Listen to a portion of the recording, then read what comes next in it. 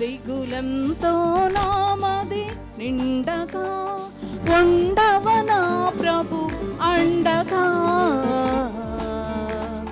పూలనలంకరించితివే పూజ్యుడా నన్ను మరచితివా, పూలనలంకరించితివే.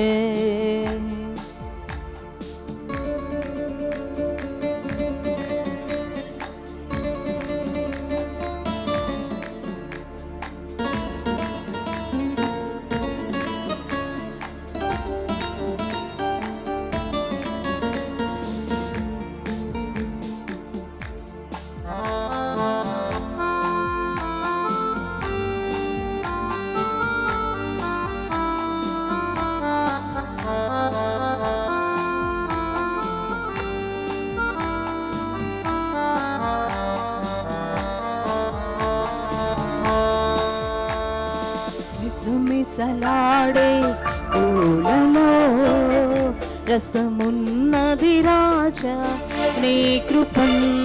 మిసమిసలాడే పూలలో రసమున్నది రాజా నీ కృపం.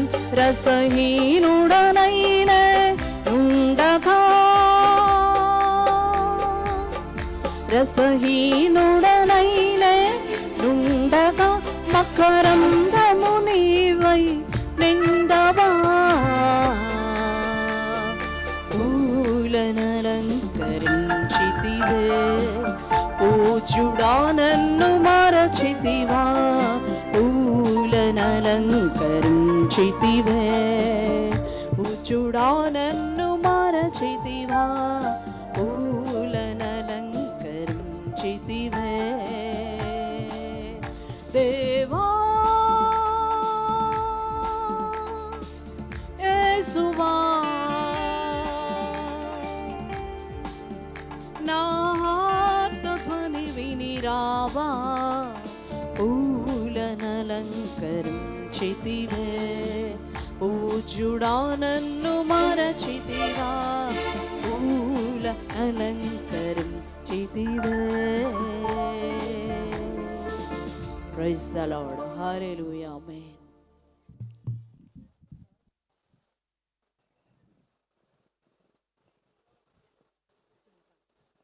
ఈ సమయంలో జెన్నీ వచ్చి ఒక పాట పాడుతుంది. అందరు కూడా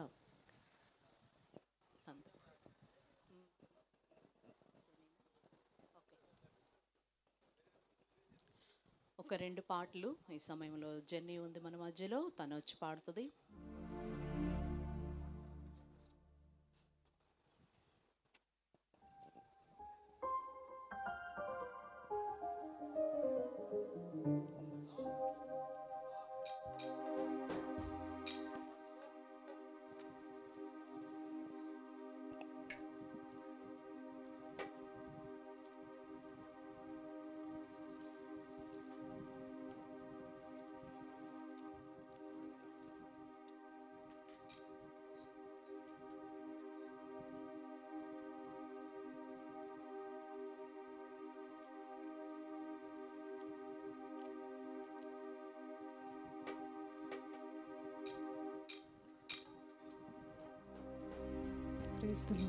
జాలిగల దైవమా యేసయ్య మనసార స్తుతించి స్తోత్రింతును అనే పాట పాడుకుంటూ దేవుని నామాన్ని మహింపరచు.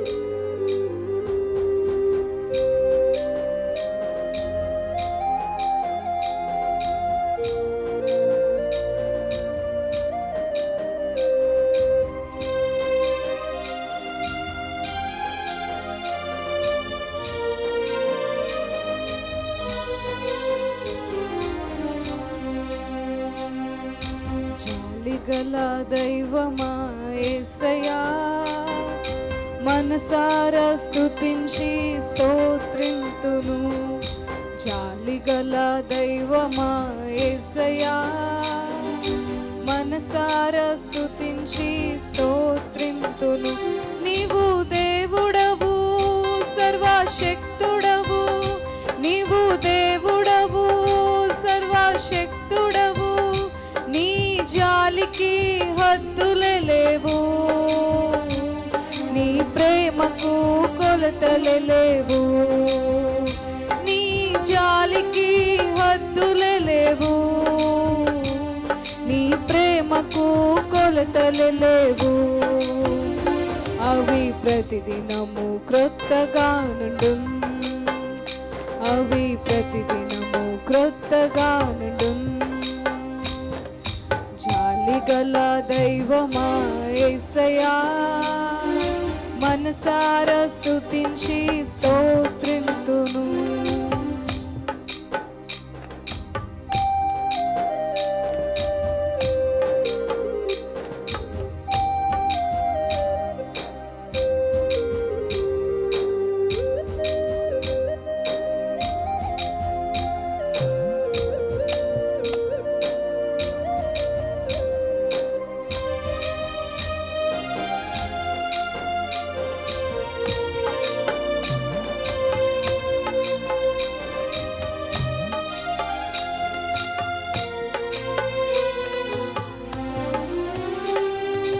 నిజముగా మా యొక్క పాపములను మోసుకొని దుఃఖములను భరించితివే,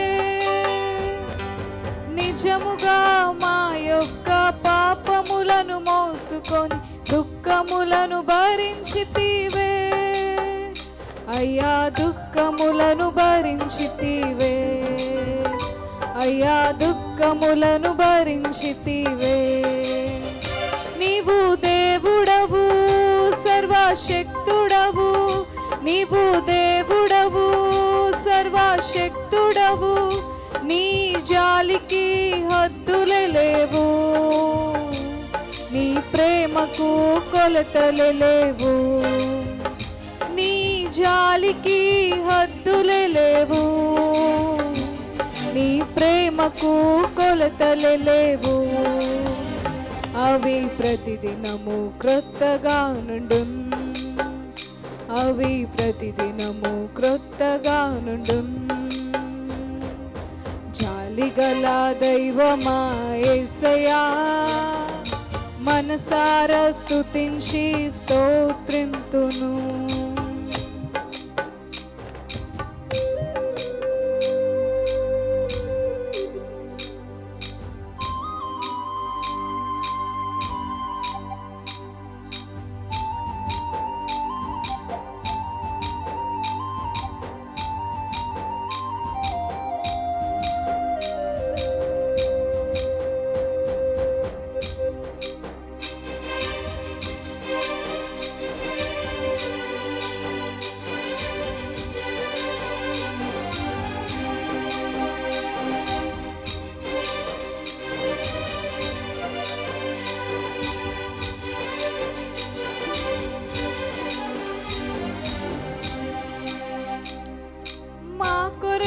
సమాధానమిచ్చుటకే దండనంత నీపైనే పడనే ప్రభు,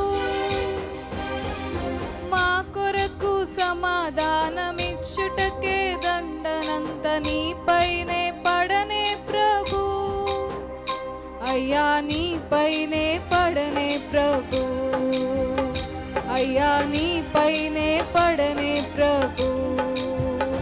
నీవు దేవుడవు, సర్వశక్తుడవు, నీవు దేవుడవు, సర్వశక్తుడవు, నీ జాలికి హద్దులే లేవు, నీ ప్రేమకు కొలతలే లేవు, నీ జాలికి హద్దులే లేవు, నీ ప్రేమకు కొలతలే లేవు.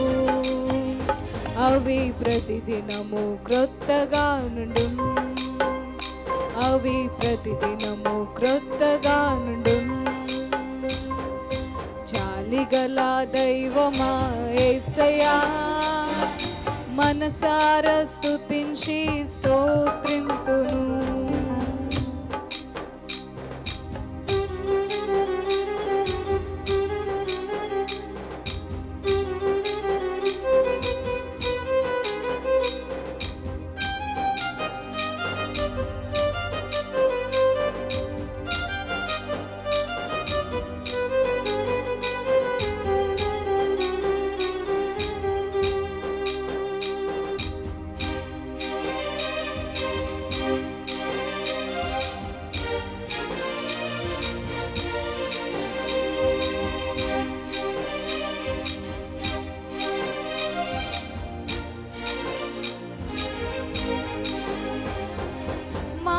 అతిక్రమములచే గాయపడి నలిగితివి, గాయములచే స్వస్థమైతివి. మాదు అతిక్రమములచే గాయపడి నలిగితివే, గాయములచే స్వస్థమైతివి. నీదు గాయములచే స్వస్థమైతివి, నీదు గాయములచే స్వస్థమైతివి. నీవు దేవుడవు సర్వశక్తుడవు, నీవు దేవుడవు సర్వశక్తుడవు. నీ జాలికి హద్దులే లేవు, నీ ప్రేమకు కొలతలే లేవు. నీ జాలికి హద్దులే లేవు, నీ ప్రేమకు కొలతలే లేవు. అవి ప్రతిదినము క్రొత్తగా నుండు, అవి ప్రతిదినము క్రొత్తగా నుండు. జాలిగల దైవమా యేసయ్యా, మనసారా స్తుతించి స్తోత్రింతును. జాలిగల దైవమా యేసయ్యా, మనసారా స్తుతించి స్తోత్రింతును. నీవు దేవుడవు సర్వశక్తుడవు, నీవు దేవుడవు సర్వశక్తుడవు. నీ జాలికి హద్దులే లేవు, నీ ప్రేమకు కొలతలే లేవు. నీ జాలికి హద్దులే లేవు, నీ ప్రేమకు కొలతలే లేవు. అవి ప్రతిదినము క్రొత్తగా నుండు, అవి ప్రతిదినము క్రొత్తగా నుండు, అవి ప్రతిదినము క్రొత్తగా నుండు, అవి ప్రతిదినము క్రొత్తగా నుండు.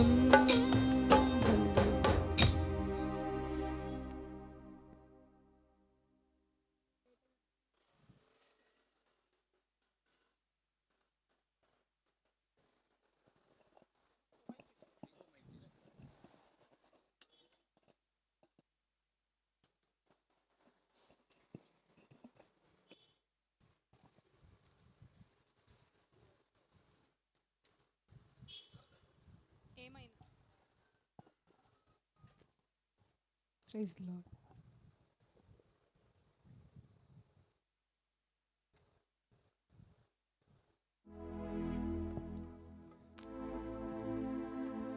యేసురాజా నీ మహిమ నాలో ఉండని, యేసురాజా నీ కొరకు నన్నే బ్రతకని అనే పాట పాడుకుంటూ దేవుని నామాన్ని మహిమపరుచుకుందాం.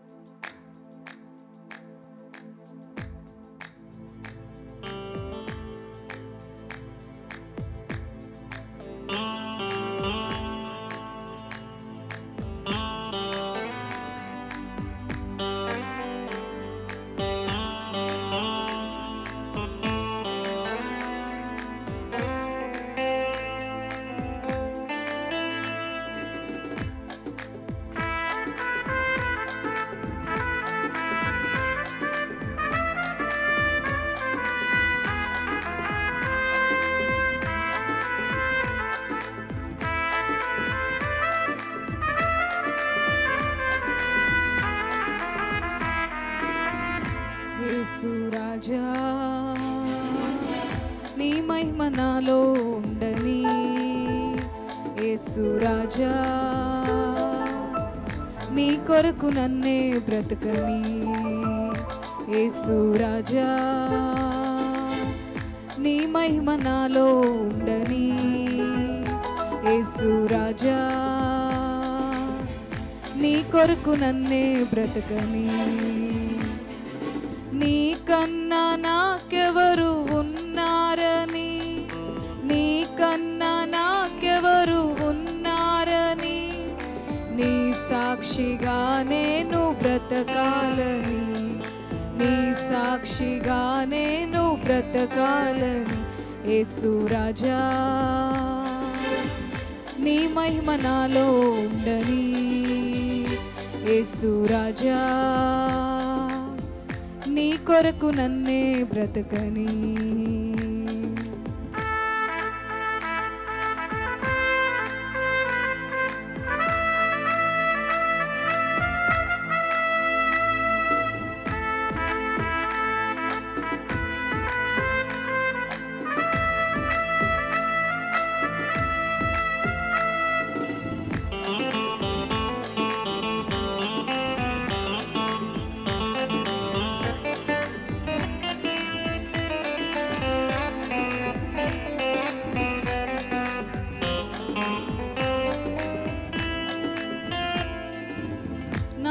యజమానుడవు నీవేనని అనుకోని గడియలో వస్తావని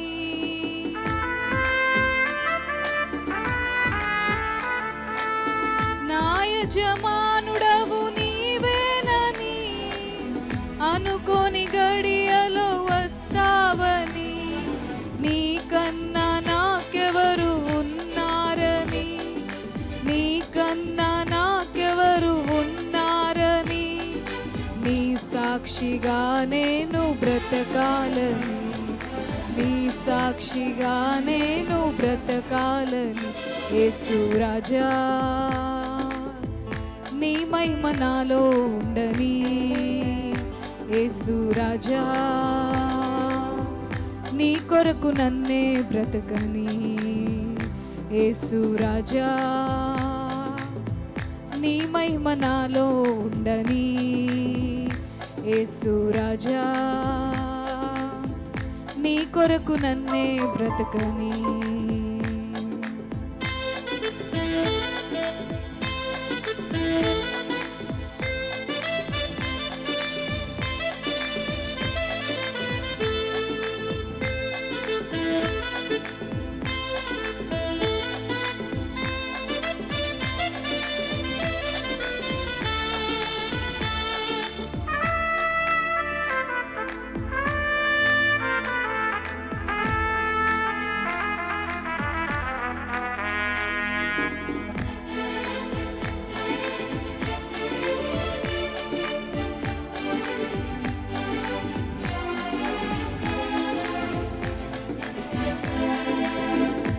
స్థితిలో నేనుండినా ఆ స్థితిలో నీతో గడపాలని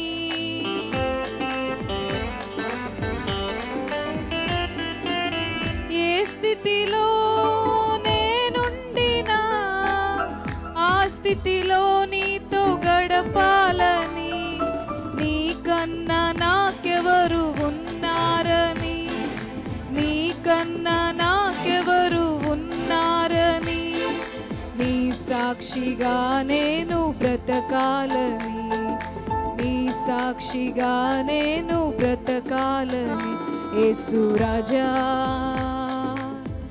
నీ మహిమ నాలో ఉండని యేసు రాజా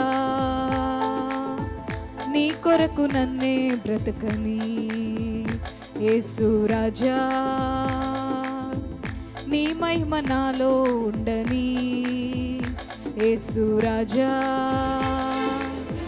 నీ కొరకు నన్నే బ్రతకని నీకన్నా నాకెవరు ఉన్నారని నీకన్నా నాకెవరు ఉన్నారని నీ సాక్షిగా నేను బ్రతకాలని, నీ సాక్షిగా నేను బ్రతకాలని, నీ సాక్షిగా నేను బ్రతకాలని, నీ సాక్షిగా నేను బ్రతకాలని.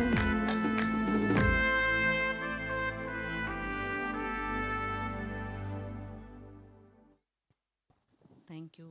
మే God bless you Jenny, Joseph, John హస్, మరి జెన్నీ ముగ్గురు చక్కగా బ్రదర్స్ సిస్టర్స్ చాలా చక్కగా వారి బ్రదర్స్ మ్యూజిక్ సహకారంతో చక్కగా దేవుని మహింపరిచారు. వారికి చాలా థ్యాంక్స్.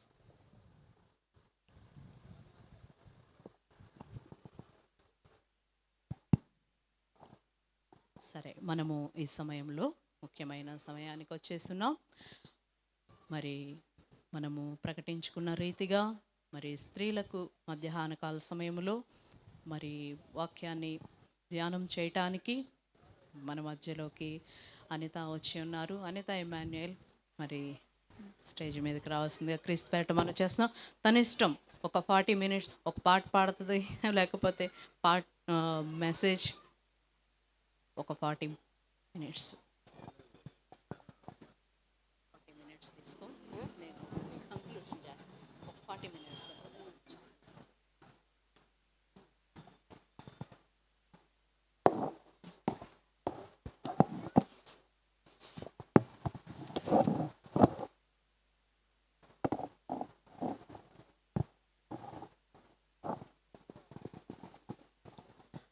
Praise lord. అందరికీ నా హృదయపూర్వకమైన వందనాలండి. మరి ముఖ్యంగా దేవాది దేవునికి, అలాగే నాకు ఈ సమయం ఇచ్చిన పాస్టర్ కేరీ గారికి, చారటమ్మకి మరి నా యొక్క స్పెషల్ థ్యాంక్స్ అండి. మరి సమయం ఇచ్చినందుకు నిజముగా మరి శ్రేష్టమైన సమయము. జనవరి మాసంలో మరి మొదటి మాసంలో ఈ విధమైన ఒక సభలు పెట్టడం చాలా మంచి అనుభవం. ఎందుకంటే దేవుడు గత సంవత్సరం 2024లో మనలందరినీ దేవుడు కాచి కాపాడుతూ వచ్చారు కదండి. 2025లో మనము ఏ విధంగా ఉండాలి, ఎట్లాగా అనేది కొన్ని విషయాలు మనం ధ్యానం చేసుకొని ఈ యొక్క వాక్యాన్ని నేను ముగిస్తున్నాను. ఎందుకంటే అందరం చక్కగా మంచి భోజనం కదండి, మంచి ఆహారాన్ని సిద్ధపరిచి మనకి ఇచ్చారు. మంచి భోజనం చేసినాక ఏమొస్తుంది మనకి? మామూలుగా కొంచెం నిద్ర వస్తుందండి. అయినప్పటికీ ఆత్మ సహాయంతో మనం ముందుకు వెళ్దాము. కొన్ని మాటలు, మరి స్త్రీలుగా మనం ఉన్నాము. మరి దేవుడు కూడా ఎందుకనో స్త్రీలకి ఎక్కువగా పాత్ర ఇచ్చారు కదండి. సామెతల్లో ఉంటుంది 14వ అధ్యాయము 1వ వచనం చదవండి. సామెతలు 14 1వ వచనం. అక్కడ జ్ఞానవంతురాలు ఒక ఇల్లు కట్టబడాలన్నా పడద్రోయాలన్నా ఒక స్త్రీ చేతిలో ఉంది. ఎవరి చేతిలో ఉందండి? స్త్రీ చేతిలో ఉంది. ఎందుకంటే స్త్రీల్లో ఎక్కువగా ఓర్పు సహనము ఉంటుంది కాబట్టి ఆ పాత్ర మనకే దేవుడిచ్చారండి. హల్లెలూయా. బెగ్రగోగో హల్లెలూయా చెప్దామా? హల్లెలూయా. దేవుడు అట్లాగే ఎన్నెన్నో రోల్స్, పాత్ర ఒక స్త్రీగా దేవుడు మనకిచ్చారు. 2 తిమోతి 2వ అధ్యాయము 20-21 వచనం దయచేసి ఎవరైనా ఒకరు చదవండి. 2 తిమోతి 2వ అధ్యాయము. గొప్ప ఇంటిలో వెండి పాత్రలను బంగారు పాత్రలు మాత్రమే కాక కర్రవియు మంటివియు కూడా ఉండును. వాటిలో కొన్ని ఘనతకును కొన్ని ఘనహీనతకును వినియోగింపబడెను. ఎవడైనను వీటిలో చేరక తన్ను తాను పవిత్రపరుచుకొని ఎడల వాడు పరిశుద్ధపరచబడి యజమానుడు వాడుకొనుటకు అర్హమై ప్రతి సత్కార్యమునకు సిద్ధపరచబడి ఘనత నిమిత్తమైన పాత్రయై ఉండును. ఆమేన్. హల్లెలూయా. చాలమ్మా. చూడండి, మన వంటగదిలో కొన్ని పాత్రలు ఉంటాయి కదండి. మట్టి పాత్ర ఉంటుంది, స్టీల్ది ఉంటుంది, అల్యూమినియం ఉంటుంది, వెండి బంగారము పాత్ర కూడా మరి పెద్ద పెద్ద ధనికులు వాడుకుంటారు. అది ఎట్లాగ వాడతారంటే వాళ్ళు, మనము కూడా ఏదైనా పనికి వచ్చే పాత్ర మనం ఎంతో జాగ్రత్తగా దాన్ని వాడుకుంటాము. మట్టి పాత్ర కానీ, గాజు గ్లాసెస్ కానీ, ఏదైనా వెజల్స్ కానీ, ప్లేట్స్ కానీ ఎంతో కేర్ఫుల్గా దాన్ని మనము వాడతాము. అవునా కాదండి? ఒకవేళ అది ఏదైనా మన వంటగదిలో పనికిరాని పాత్రలు ఉందనుకోండి, మనం ఏం చేస్తాము? పక్కన పెట్టేస్తాము. పక్కన పెట్టినాక కొంతకాలం తర్వాత ఏం చేస్తాం? మనము దాన్ని పడేస్తాము. అలాగే మన ఆత్మీయ జీవితంలో దేవుడు మనకి మన జీవితంలో స్త్రీలకి కొన్ని పాత్రలు అంటే రోల్స్ అనేది ఇచ్చారు. ఒకవేళ మనం దాన్ని సరిగ్గా వాడుకోకపోతే, మరి ఇట్లాగా ఇందాక రాసింది మనం చదువుకున్నాం కదా, ఒకవేళ అది మనం సరిగ్గా వాడకపోతే దాన్ని బయటికి తోసేస్తాం, పడేస్తాం మనం. అలాగే మన యొక్క జీవితంలో కూడా మనము సరి అయిన విషయంలో దేవుడు మనకి ఏ పాత్రని ఇచ్చారో ఆ పాత్ర మనం సరిగ్గా రోల్ చేయకపోతే కనుక దేవుడు ఏం చేస్తాడండి? మనల్ని ఆ స్థానంలో నుంచి తీసివేస్తారు. చూడండి, ఈ సంవత్సరము 2025లో నేను మీతో కోరేది ఏంటంటే, చక్కగా దేవుడు మనకిచ్చిన స్థానాన్ని బాగా విలువగా దాన్ని వాడుకోండి. హల్లెలూయా. మొదటిగా దేవుడు మనకి ఒక కుమార్తె స్థానాన్ని దేవుడు మనకి ఇచ్చారు కదండి. ఈ లోకంలో మనం పుట్టాము, ఒక కుమార్తెగా, ఒక ఆడబిడ్డగా మనం పుట్టాము కదండి. అయితే చాలామంది బిడ్డలు ఏం చేస్తారంటే, అమ్మో ఆడపిల్ల పుట్టిందా, ఆడవాళ్ళంటే కొన్ని విలువ లేకుండా అట్లాగా మాట్లాడుతూ ఉంటారు. పుట్టగానే మగ పిల్లలు పుట్టగానే ఎంతో సంతోషపడి అందరికీ ఫోనులు చేస్తూ ఉంటాం. మా బాబు పుట్టాడమ్మా, మనవడు పుట్టాడని చెప్పి ఫోన్ చేసి అందరికీ చెప్తారు. అదే సమయంలో ఒక పాప పుట్టిందనుకోండి, ఏం చేస్తారు? కొంచెం డల్ అయిపోతారు. ఒక్కొక్కసారి ఫోన్ కూడా చేసి చెప్పము, ఎదుటోళ్ళు ఫోన్ చేసి అడగాలి, లేదంటే బంధువులు ఏమ్మా ఏమైందంటే అప్పుడు చెప్తారు. కానీ పరలోకపు రాజ్యంలో ఆడ మొగ అనేది ఏమి ఉండదండి, అందరం సమానమే. అయితే ఆడపిల్లలుగా మనము, స్త్రీలుగా మనము పుట్టాము ఈ లోకంలో, ఒక విలువైన జీవితం మనము జీవించాలి. హల్లెలూయా. మొదటగా దేవుడు మనకిచ్చిన ఒక ముఖ్యమైన పాత్ర ఏంటంటే, కుమార్తెగా దేవుడు ఈ లోకంలో మనల్ని పుట్టించారండి. గత కాలంలో అంటే డిసెంబర్ నెలలో మా మామయ్య సిక్ అయిపోయారండి. డిసెంబర్ నెలలో అయితే ఆయన ఎట్లాగా సిక్ అయిపోయారంటే, చాలా బలహీనంగా ఉన్నారు. లేచి కూర్చోటం కానీ, అన్నం తినటం కానీ కూడా కొన్ని ఇబ్బంది పడుతూ ఉన్నారు. వెంటనే ఆమె యొక్క కుమార్తె అండి, చిన్న కుమార్తె గ్లోరీ, ఇదిగోండి ఇక్కడ ఉంది కదా, లాస్ట్లో ఉంది. బ్యానర్స్ ఎందుకు పెట్టారు అనుకున్నా, నిజంగా అందరినీ చూసి చక్కగా తెలుసుకోవచ్చు, ఒక మంచి పని చేశారు.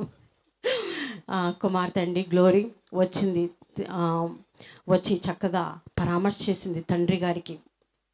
ఎలాగ చేసిందంటే, మరి బెడ్ సిక్లో ఉన్న తండ్రి గారిని లేపిందండి. టైం టు టైం ట్యాబ్లెట్స్ ఇచ్చి, భోజనం మరి నోట్లో ఆమె ఫీడ్ చేసేది.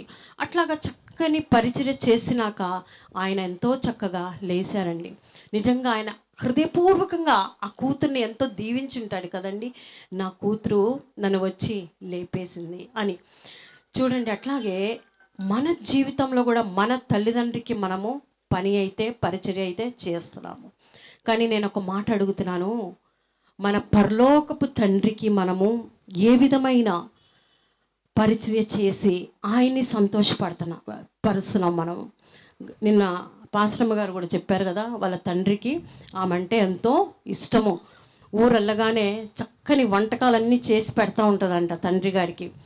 ఈ లోకంలో ఉన్న తండ్రిని మనం సంతోషపరుస్తాం, కానీ పరలోకపు తండ్రిని మనం ఎట్లాగా, ఏ విధంగా ఒక కుమార్తె స్థానంలో ఉండి మనం ఎటువంటి పరిచర్య ఆయనకి చేస్తున్నాము, అదొక్కసారి మనము గమనించుకోవాలి, ఆలోచించుకోవాలి, గ్రహించుకోవాలి. ఈ లోకంలో ఉన్న తల్లిదండ్రికి మనం ఎంత పరిచర్య చేస్తున్నాం కదా, మరి నా తండ్రి అయిన యేసయ్యకి నేనేం చేస్తున్నాను? ఒక్కసారి మీరు రోమీ పత్రిక 16వ అధ్యాయము 1-2 చదవండి. రోమీ పత్రిక 16వ అధ్యాయము 1-2 చదవండి. తీసిన గబగబా చదవండి. 16:1-2.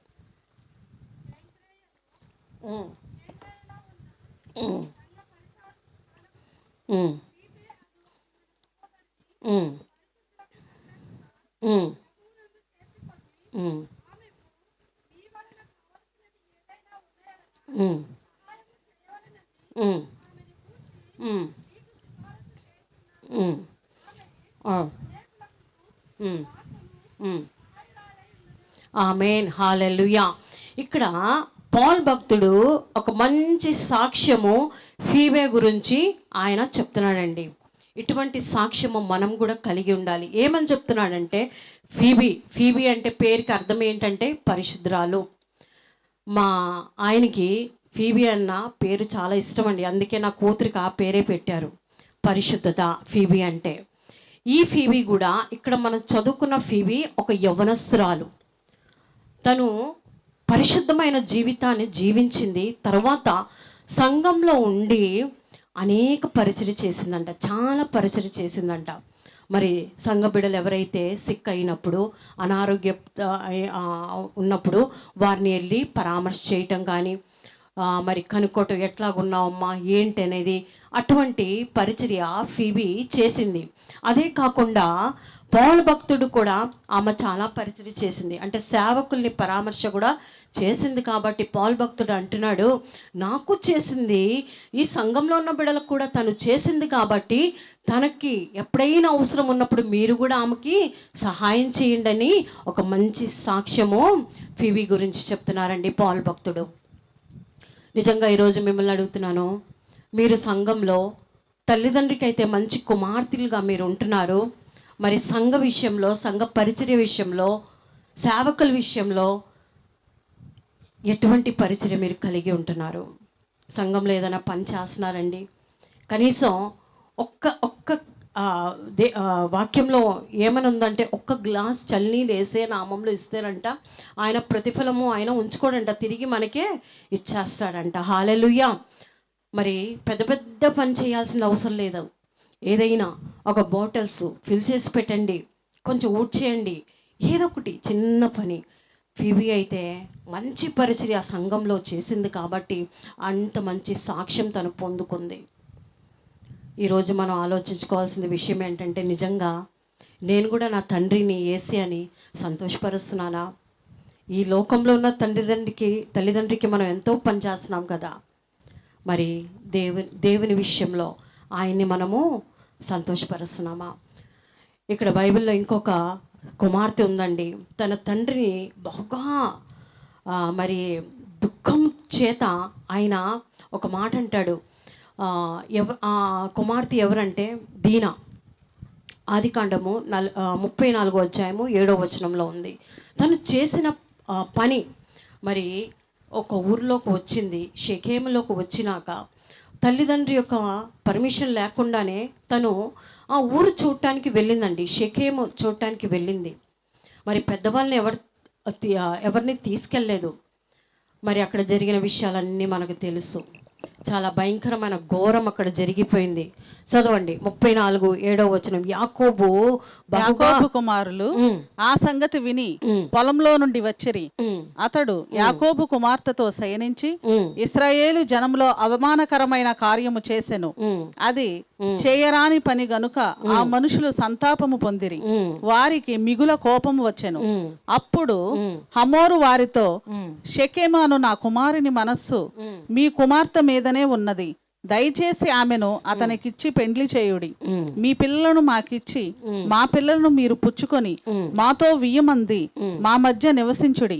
ఈ దేశము మీ ఎదుట ఉన్నది, ఇందులో మీరు నివసించి వ్యాపారం చేసి ఆస్తి సంపాదించుకొనుడని చెప్పెను. ఇక్కడ చూడండి, యాకోబు కుమార్తె అయిన దీనా ఒక ఘోరమైన పనిచేసింది. తను తన తల్లిదండ్రికి చెప్పుకోకుండా బయట షెకెము పట్టణం చూడటానికి వెళ్ళింది. అక్కడ ఒక మరి యవ్వనస్తుడు చూసి ఆమెని పాడు చేశాడు. ఆ సంగతి యాకోబు కుమారులకి తెలిసినాక చాలా వారు, నా చెల్లి విషయంలో చేసిన ఈ పనిని బట్టి వీళ్ళని నేను ఏ విధంగా రివెంజ్ తీసుకోవాలి అని చెప్పేసేసి అక్కడ ఉన్న ఆ షెకెములో ఉన్న మీరు ఇంటికి వెళ్ళినాక ఆదికాండం 34వ అధ్యాయం మొత్తం చదవండి, మీకు అర్థమవుతుంది. ఆ ఊరిలో ఉన్న మొత్తం మగ మనిషిని చంపేశారు. చూడండి, ఒక్క కుమార్తెను బట్టి ఆ ఊర్లో ఉన్న అనేక మంది యవనంలో ఉన్న బిడ్డల్ని చంపేశారు. అనేక మంది స్త్రీలు విధవరాండ అయిపోయారు. తర్వాత అనేక మంది బిడ్డలు అనాథ బిడ్డలుగా మారిపోయారు. ఒక్క కుమార్తెను బట్టి అండి, ఒక్క కూతురుని బట్టి. చూసారండి, నిజంగా మనం చేసే పనులు ఎటువంటి పనులు? తల్లిదండ్రిని సంతోషపరుస్తున్నామా? మన దేవుడికి మనము మహిమకరంగా మనం ఉంటున్నామా అని మనము అర్థం చేసుకోవాలి, చూసుకోవాలి. నిజంగా ఒక కుమార్తెగా పుట్టినప్పుడు, ఈ లోకంలో మనం ఉన్నప్పుడు ఒక విలువైన జీవితము ఫీబే వల్లే మనము జీవించాలి. హల్లెలూయా. ఆ తర్వాత ఒక కుమార్తె తర్వాత నెక్స్ట్ ప్రమోషన్ ఏంటంటే మనకి దేవుడిచ్చేది? చెప్పండి చెప్పండి. భార్య కదా. ఒక భార్య స్టేజ్లోకి మనము వెళ్ళిపోతామండి. హల్లెలూయా. ఇక్కడ కూడా ఉన్న బిడ్డలు చాలామంది మరి వివాహం అయిన వాళ్ళే అనుకుంటున్నాను నేను. మరి నిజంగా ఒక భార్య బాధ్యత కూడా దేవుడు మనకి అప్పచెప్పినప్పుడు మనము భార్య పాత్ర మనము ఏ విధంగా రోల్ చేయాలి అంటే అది ఎట్లాగా మనం పోషించాలి అనేది ఒక చక్కని మాట మీరు చదవండి. 1 పేతురు 3వ అధ్యాయము 1 నుంచి 6వ వచనం దాకా దయచేసి ఎవరైనా చదవండి గట్టిగా. 1 పేతురు 3వ అధ్యాయము 1 నుంచి 6వ వచనం దాకా. అటువలే స్త్రీలారా, మీరు మీ స్వపురుషులకు లోబడి ఉండుడి. అందువలన వారిలో ఎవరైనను వాక్యమునకు అవిధేయులైతే వారు భయంతో కూడిన మీ పవిత్ర ప్రవర్తన చూచి వాక్యము లేకుండానే తమ భార్యల నడవడి వలన రాబట్టబడవచ్చును. జడలు అల్లుకొనుటయు, బంగారు నగలు పెట్టుకొనుటయు, వస్త్రములు ధరించుకొనుటయు నైను వెలుపటి అలంకారం మీకు అలంకారముగా ఉండక సాధువైనట్టు మృదువైనట్టు నైనా గుణమును అక్షాలంకారము గల మీ హృదయపు అంతరంగ స్వభావము మీకు అలంకారముగా ఉండవలెను. అది దేవుని దృష్టికి మిగుల విలువగలది. అటువలే పూర్వము దేవుని ఆశ్రయించిన పరిశుద్ధ స్త్రీలను తమ స్వపురుషులకు లోబడి ఉండుట చేత తమ్మును తాము అలంకరించుకొనిరి. ఆ ప్రకారము శారా అబ్రహాముని యజమానుడని పిలుచుచు అతనికి లోబడి ఉండెను. మీరును యోగ్యముగా నడుచుకొనుచు ఏ భయమునకు బెదరకు ఉన్న ఎడల ఆమెకు పిల్లలగుదురు. ఆమేన్. హల్లెలూయా. చూడండి, బైబిల్ గ్రంథంలో అనేక మంది స్త్రీలు ఉన్నారు, కానీ పరిశుద్ధాత్మ ద్వారా, పేతురు ద్వారా ఇక్కడ పరిశుద్ధ గ్రంథంలో ఏమని రాయబడింది ఉందంటే, మీరు కూడా శారా వల్లే, ఆమె యొక్క కుమార్తె వల్లే ఉండాలని మరి పేతురు గారు కోరుకుంటున్నాడండి.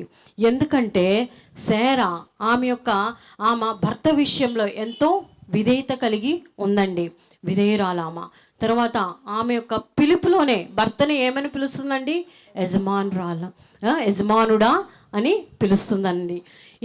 ఈ కాలంలో మనం చూస్తాము, మరి యవనస్తులైన వారు భర్తని ఏమని పేరు పెట్టియే పిలుస్తూ ఉంటున్నారు. లేదు, మనకు తెలుసు కదా, చెప్పాల్సిన అవసరం లేదు. కానీ శారా ఒక పిలుపులోనే ఎంతో రెస్పెక్ట్ తన భర్తకి తను ఇస్తుంది. అట్లాగే దేవుడు కూడా మనతో నుంచి ఏం కోరుకుంటున్నాడంటే అటువంటి ఒక రెస్పెక్ట్ మన భర్తలకి మనము ఇవ్వాలి. హల్లెలూయా. నా మాట కాదండి, ఇది ప్రభు పరిశుద్ధాత్మ ఈ పరిశుద్ధ గ్రంథంలో ఈ విధమైన మాటలు రాశారండి.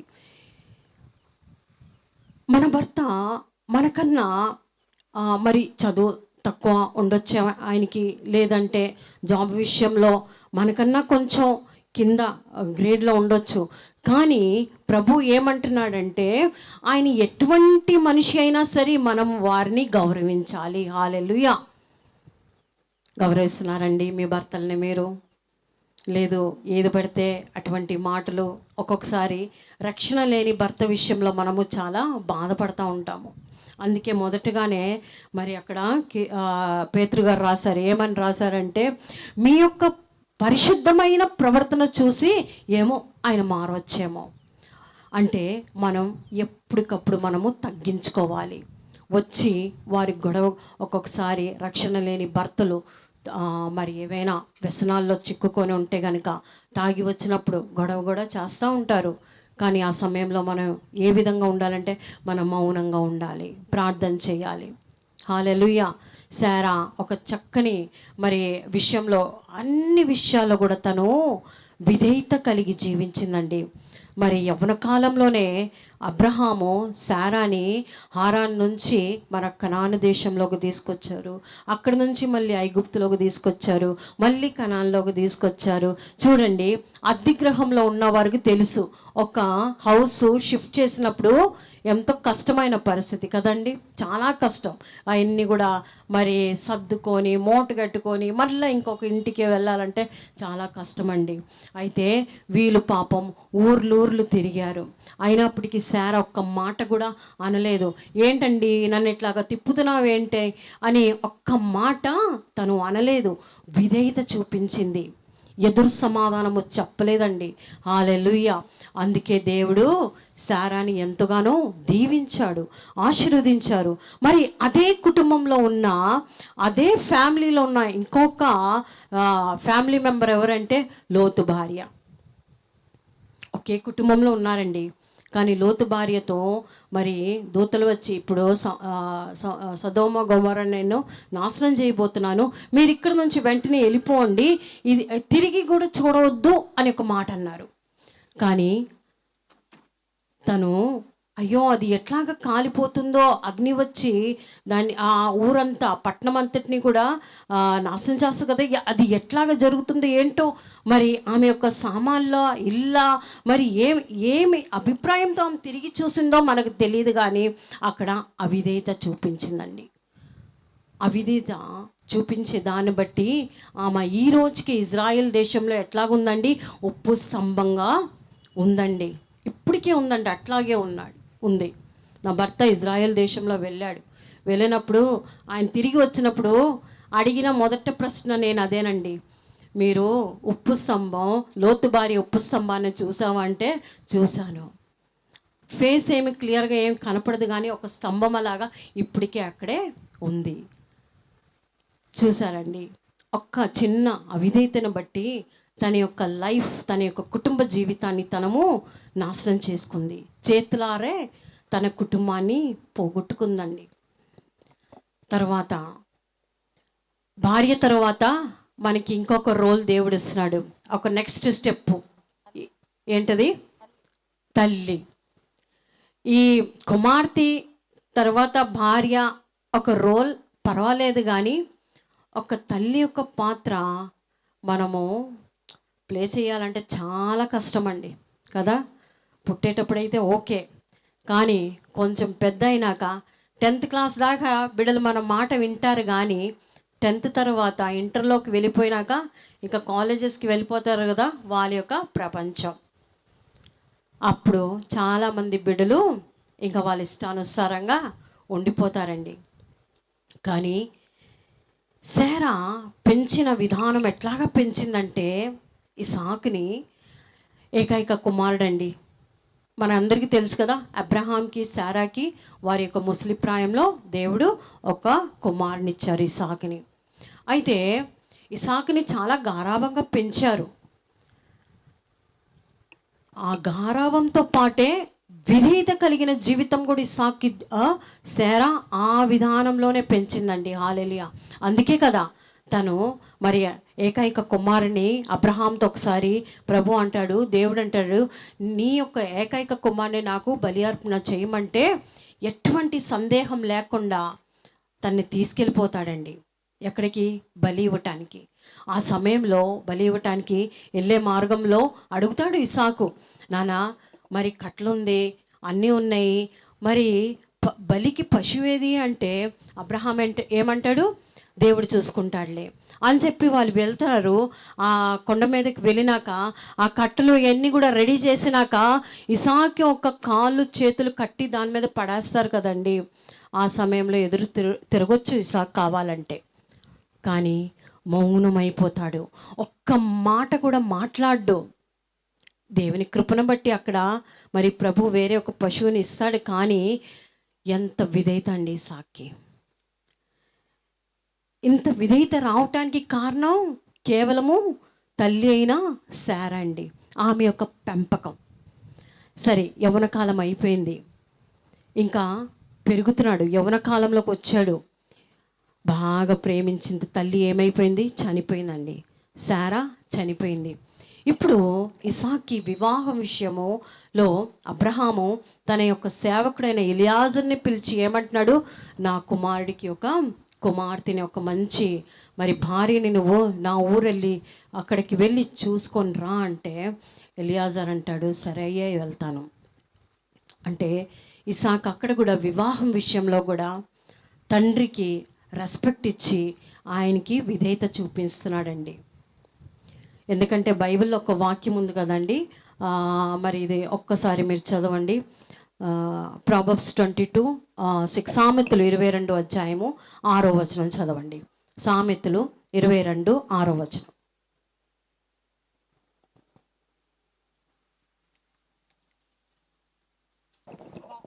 బాలుడు నడవవలసిన త్రోవను వానికి నేర్పుము, వాడు పెద్దవాడైనప్పుడు దాని నుండి తొలగిపోడు. హల్లెలూయా. చూడండి, మనకు పుట్టిన బిడ్డని ఏ విధంగా మనం పెంచాలంటే వారు నడవాల్సింది త్రోవల్లో మనం పెంచితే కనుక వారు వృద్ధాప్యంలో కూడా అది మర్చిపోరంట. ఇస్సాకు జీవితంలో అదే కదండి జరిగింది. శారా పెంచిన విషయాన్ని బట్టి, విధానాన్ని బట్టి ఆయన యవ్వనస్తుడైనప్పటికీ కూడా తండ్రికి ఎంతో లోబడుతున్నాడు వివాహ విషయంలో. ఈ దినాల్లో మనం చూస్తాము, యవ్వనస్తులైన బిడ్డలు ఏం చేస్తున్నారు? వివాహ విషయంలో వాళ్ళే చేసుకుంటున్నారండి. తల్లిదండ్రి మాట వినట్లేదు. వారు మాట ఎవరు వినాలి? తల్లిదండ్రులు వినాలండి. ఆ యొక్క జనరేషన్లోకి మనం వచ్చి ఉన్నాము. అందుకే చూడండి, మరి అదే కుటుంబంలో ఉన్న మరి లోతు ఒక కుమార్తెలు ఏ విధమైన వారు పాడైపోయారు. లోతు భార్య ఒక పెంపకము, 2 కుమార్తెలను సరిగా పెంచలేదు. మనకు తెలుసు మరి ఇసాకుని పెంచిన విధానాన్ని బట్టి శారా ఒక గర్భంలో నుంచి ఇజ్రాయెల్ దేశం పుట్టింది. హల్లెలూయా. ఇజ్రాయెల్ దేశం అంటే అందరికీ ఉనుకు, భయము. అంత మంచి దేశము ఎక్కడి నుంచి వచ్చింది? శారా ఒక పెంచే విధానాన్ని బట్టి ఇసాకులో నుంచి ఇజ్రాయెల్ దేశం వచ్చిందండి. హల్లెలూయా. మరి అదే కుటుంబంలో ఉన్న లోతు భార్య యొక్క గర్భంలో నుంచి ఎటువంటి దేశము మరి క్రియేట్ అయిందంటే మోయాబు, అమ్నోను, శాపగ్రస్తమైన దేశాలండి. మనం ఎటువంటి తల్లిలుగా ఉన్నాము? నిజంగా శారా లాంటి తల్లిగా మనం ఉన్నామా? మన బిడ్డలు అంటే యంగ్ ఏజ్లో వచ్చినా కూడా మన మాట మనకి విధేయత చూపిస్తున్నారా లేదా? లేదు, లోతు కుమార్తెల వల్లే ఉంటున్నారా మనం బిడ్డలు? అది వారు సరిగ్గా నడవాలి, సరైన త్రోవలో వారు నడవాలంటే కేవలము మన తల్లి యొక్క బాధ్యత. చూడండి, తండ్రి గారు ఉంటారు, వారు ఉదయం వారు లెగిసి మరి డ్యూటీస్కి వీటికి వెళ్ళిపోతూ ఉంటారు. మన కుటుంబంలో ఎవరు ఉంటారు? తల్లిలే ఉంటారు. మన చేతిలో ఉందండి బిడ్డల్ని పెంచే విషయంలో, దేవుని మార్గంలో పెంచే విషయంలో మన చేతిలో ఉంది. కాబట్టి మనం జాగ్రత్తగా కలిగి ఆ విషయంలో మరి బిడ్డలని ఎంతో దైవికంగా పెంచాలి. మా అత్తగారు ఉందండి, 7 పిల్లలు. వాళ్ళకి 7 తల్లి పాత్ర నిజంగా మా అత్తగారు చక్కగా ఆమె పోషించింది. ఎందుకంటే 7 కూడా దేవుని యొక్క పరిచయంలో వారు ఉన్నారండి. నిజంగా ఎంత గ్రేట్ కదండి. మనం ఒక్క బిడ్డనే పెంచుకోలేకపోతున్నాము దేవునిలోకి, లేదు సరిగ్గా. కానీ ఆమె 7 బిడ్డల్ని కూడా దేవుని యొక్క భయము, భక్తిలో పెంచిందండి. హల్లెలూయా. వారు 7 ఇక్కడే ఉన్నారండి. చూడండి చక్కగా దేవుని, నాకు ఆ ఫోటో చూస్తే ఎంత ఆనందం, ఎంత హ్యాపీగా ఫీల్ అవుతాను అంటే నిజంగా ఆమె యొక్క పెంపకం అదండి. అలాగే యొకేబెతు కూడా, తను కూడా తన 3 పిల్లల్ని దేవునిలో పెంచింది. తను ఎటువంటి క్లిష్టమైన పరిస్థితుల్లో మోషేని గర్భం ధరించిందంటే మన అందరికీ తెలుసు కదండి. వారు ఐగుప్తులో ఉన్నారు, పరదేశులుగా ఉన్నారు. వారు అక్కడ ఉన్నప్పుడు ఫరో రాజుకు ఒక భయం పుట్టింది. అమ్మో, వీళ్ళు ఇంకా ఇట్లాగా ఫలిస్తే కనుక మన మీద రూల్ చేస్తారు వీళ్ళు, అందుకే ఏం చేయాలంటే ఇంకా పుట్టిన ప్రతి మగబిడ్డల్ని కూడా హతం చేసుకోవాలి, చంపేయాలి అని ఒక రూల్, ఒక ఆజ్ఞ వచ్చిందండి. ఆ సమయంలోనే యొకెబేదు గర్భం ధరించింది. ఎంత క్లిష్టమైన పరిస్థితి అండి. కడుపులో బిడ్డ. మరి ధైర్యంతో, విశ్వాసంతో ప్రభు చూసుకుంటాడు అని ఒక నమ్మకంతో ఆమె ముందుకు వెళ్ళింది. అయితే తన ఒక మంచి బిడ్డని కనిందండి, మోషేని చూడగానే చాలా అందంగా ఉన్నాడు. మరి ఏం చేయాలో అర్థం కాక ఒక 3 నెలల దాకా అయితే ఆమె ఇంట్లో దాచి పెంచిందండి. 3 నెలల తర్వాత ఏమైందంటే మరి బిడ్డలు ఏడుస్తూ ఉంటారు, వారి యొక్క సౌండ్, ఏడుపు అంతా బయటికి వస్తుంది కదా. ఇంకా భయపడిపోయింది. అమ్మో ఇంకా రాజుకు తెలిస్తే, లేదు ఇరుగు పొరుగు వారు ఎవరైనా రాజుకు కంప్లైంట్ ఇస్తే కనుక ఏమైపోతుంది, భయంకరమైన పనిష్మెంట్ అండి, ఉరిశిక్ష రావచ్చు. అయితే ఇంకా 3 నెలల తర్వాత ఇంకా నా వల్ల కాదు, నేను దేవునికి అప్పచెప్తానని చెప్పి ఒక చక్కని బుట్ట అల్లుకొని నిర్గమకాండము 1వ అధ్యాయం 2, 3 వచనం చదవండి దయచేసి ఎవరైనా ఒకరు. నిర్గమకాండము 1వ అధ్యాయం 2, 3 వచనము. దాను, నఫ్తాలి, గాదు, ఆషేరు వీరిలో ప్రతి వాడును తన తన కుటుంబంతో వచ్చెను. యాకోబు గర్భమున పుట్టిన వారందరూ 70 మంది. అప్పటికి యోసేపు ఐగుప్తులో ఉండెను. యోసేపును అతని అన్నదమ్ములందరూ ఆ తరము వారందరూ చనిపోయిరి. ఇశ్రాయేలీలు బహు సంతానము గలవారై అభివృద్ధి పొంది విస్తరించి అత్యధికముగా ప్రబలిరి. వారున్న ప్రదేశము వారితో నిండి ఉండెను. ఇంకా చదవమంటారా? నిర్గమకాండము 1వ అధ్యాయం 2, 3 అంతే. ఓకే. అక్కడ ఒక వచనం ఉందండి చూడండి. ఇంకా ఆమె దాయలేక ఒక చక్కని బుట్ట అల్లుకొని ఏం చేసిందంటే విశ్వాసంతో, ఇంకా ప్రభు చూసుకుంటాడు అనే ఒక విశ్వాసంతో తను ఆ బుట్టలో ఆ బిడ్డని పడుకోబెట్టి ఏం చేసింది, నైల్ రివర్లో వేసేసిందండి. విశ్వాసంతో ప్రభు చూసుకుంటాడు. అది 2, 3లో ఉంది. అదే మరి చదవమన్నారు, చదువు. తరువాత ఆమె వాని దాచలేక వాని కొరకు ఒక జమ్ము పెట్టె తీసుకొని దానికి జిగటమన్నును కీలును పూసి అందులో ఆ పిల్లవానిని పెట్టి ఏటి ఒడ్డున జమ్ములో దానిని ఉంచగా వానికేమి సంభవించునో తెలుసుకొనుటకు వాని అక్క దూరముగా నిలిచి ఉండెను. ఫరో కుమార్తె స్నానం చేయుటకు ఏటికి వచ్చెను.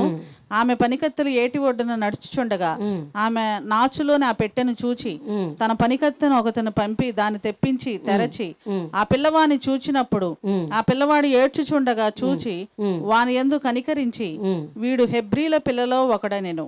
అప్పుడు వాని అక్క ఫరో కుమార్తెతో, నీ కొరకు ఈ పిల్లవాని పెంచుటకు నేను వెళ్లి హెబ్రీ స్త్రీలలో ఒక దాదిని పిలుచుకొని వస్తున్నా నేను. అందుకు ఫరో కుమార్తె వెళ్ళుమని చెప్పగా ఆ చిన్నది వెళ్లి ఆ బిడ్డ తల్లిని పిలుచుకొని వచ్చెను.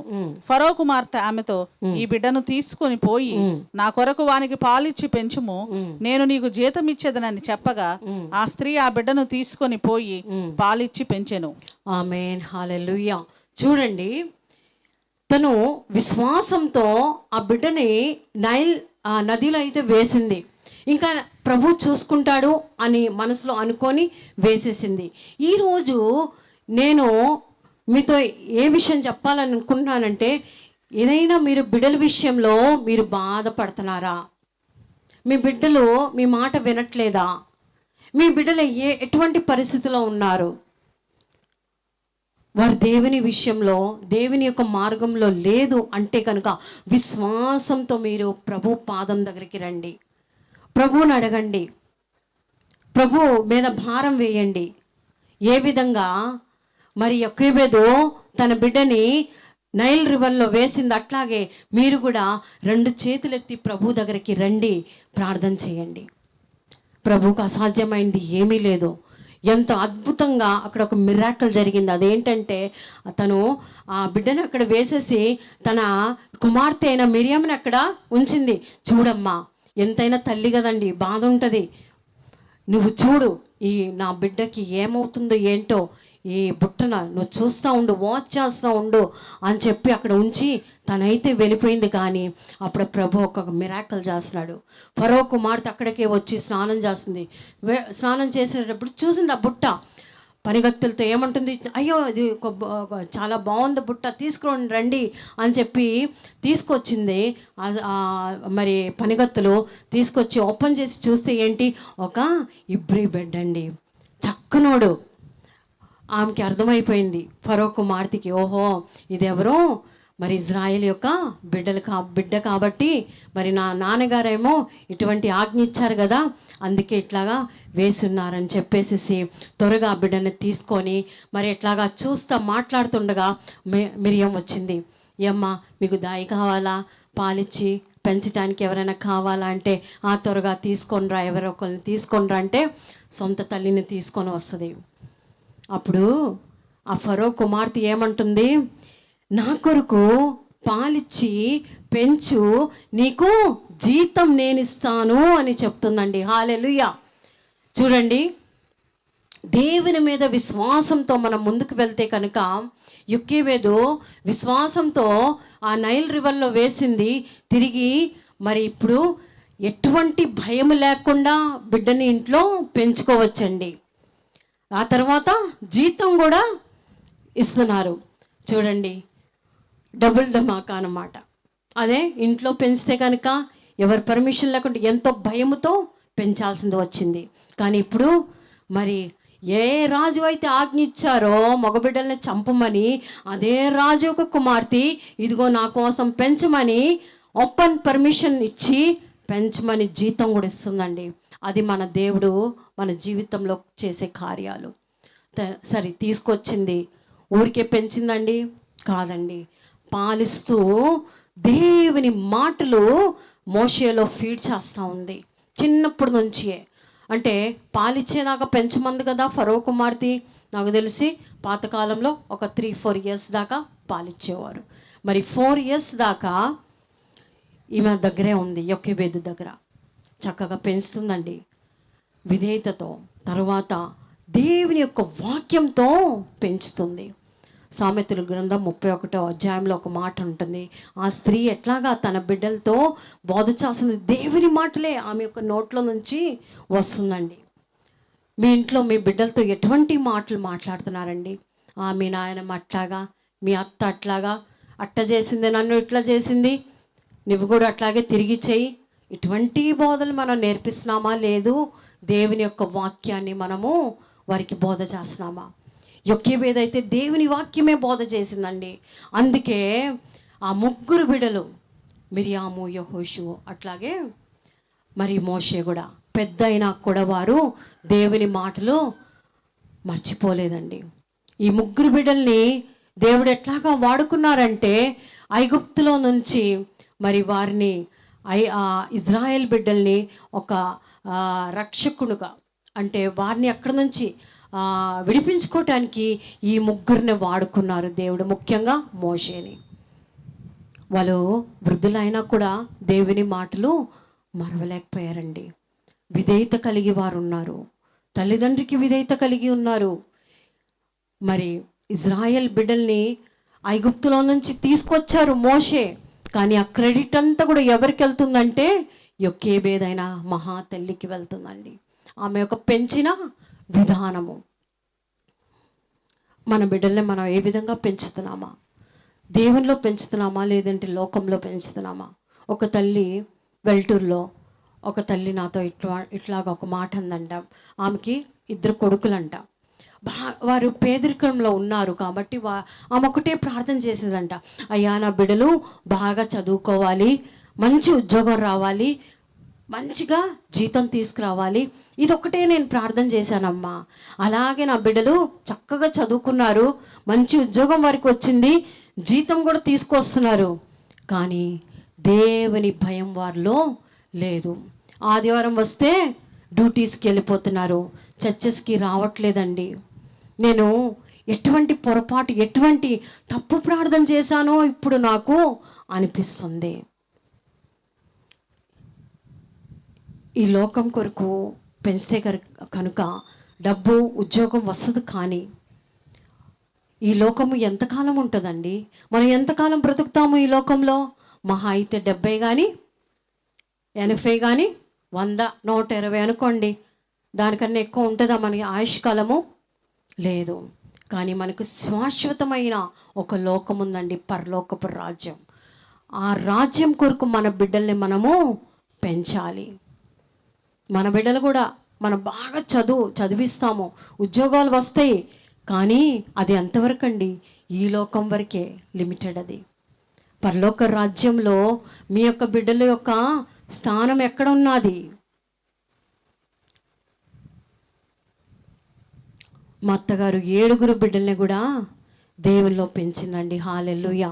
మీకున్న బిడ్డలు ఒక్క బిడ్డనైనా దేవుని కొరకు మీరు పెంచుతున్నారా? యొక్కేబేదైతే పెంచిందండి.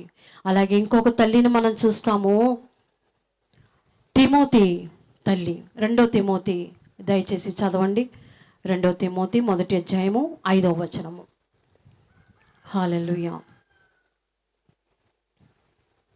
2 తిమోతి 1వ అధ్యాయము 5వ వచనం. నా ప్రార్థనల యందు ఎడతెగక నిన్ను జ్ఞాపకం చేసుకొనుచు నీ కన్నీళ్లను తలచుకొని నాకు సంపూర్ణానందము కలుగుటకై నిన్ను చూడవలనని రేయింబగలు అపేక్షించుచు నీ యందున్న నిష్కపటమైన విశ్వాసమును జ్ఞాపకం చేసుకొని నా పితురాచార ప్రకారము నిర్మలమైన మనస్సాక్షితో నేను సేవించుచున్న దేవుని ఎడల కృతజ్ఞుడనై ఉన్నాను. ఆ విశ్వాసము మొదట నీ అవ్వ అయిన లోయిలోను నీ తల్లి అయిన యునేకేలోను వసించెను. ఆమేన్. హల్లెలూయా. చూడండి, ఇక్కడ కూడా పౌలు భక్తుడు తిమోతి విషయంలో రాస్తా ఒక మంచి సాక్ష్యము ఇస్తున్నాడండి. ఎవరి గురించి? తిమోతి తల్లి అయిన యునేకే తల్లి అయిన లోయి అంటే అమ్మమ్మ గారు. చూడండి, యునేక ఏ విధంగా తన బిడ్డని పెంచిందంటే విశ్వాసంలో పెంచిందండి. అందుకే తిమోతి పెద్దయినా కూడా దేవుని పరిచర్లో, సంఘ పరిచర్లో పౌలు భక్తుడికి సహకారంగా ఉండేవాడండి.